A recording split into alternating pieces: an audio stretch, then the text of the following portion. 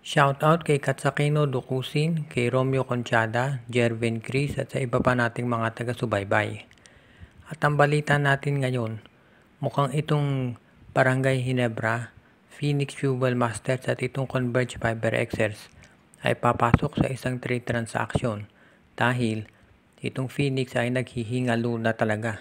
Kinakailangan na nilang gumawa ng move para sila ay manalo. Kulelat sila ngayon kasama itong Terra Firma Jeep. At ang balita may no-offer daw silang trade kasama ang Barangay Ginebra at itong Converge na nagkasunod-sunod na rin ang talo dahil dito sa injury kay Justin Arana.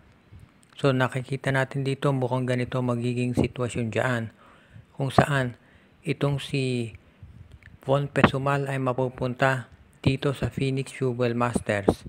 Ito namang si Ben Phillips dito sa Barangay Ginebra at ito namang Converge Fiber Xers ay makukuha nila itong si Larry Moyang mula dito sa Phoenix Fuel Masters. Kung titignan natin yung mga players na involved dito, hindi naman sila yung mga superstar. Pero mga importanteng role players yan. Dahil sabi nga nila, hindi naman kinakailangan palaging superstar ang magiging kapalitan sa mga trade. Itong si Ben Phillips, magiging magandang addition yan sa Barangay Ginebra. Dahil ito ay isang big man.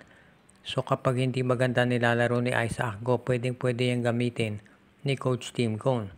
At alam din natin na ang laro nito, sabi nga nung iba, ay parang dito kay Rudy Hatfield na mas malaki, 6'7" nga lang. Kaya sa tingin ko ito ay talagang magiging akma dito sa gustong pairalin nito si Coach Tim Cone.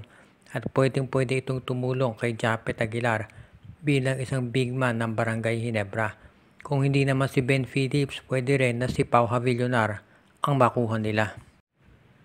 Huwag na tayong magulat kung biglang magkaroon ng trade itong San Miguel Beer at ang NLEX Road Warriors. Kung saan makukuha ng San Miguel Beer itong si Anthony Semerad mula dito sa NLEX. At ang magiging kapalit naman niyan ay itong si Jeron Teng. Itong San Miguel Beer ay naghahanap daw ng panibagong small forward o pwede rin power forward na magagamit na may 3-point shooting at ang tinitignan nila ay itong si Anthony Semerad.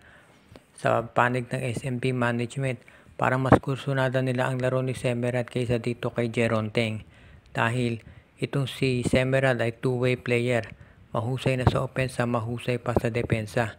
At ito naman si Jeron Teng, pwede yan dito sa NLEX dahil magiging kapartner ni Robert Bolick sa scoring. Itong si Anthony Semerad, kapag yan naglaro sa San Miguel, madadagdagan yung kanilang mga scoring options at pwede rin ito na gamiting power forward ng San Miguel kung kinakailangan.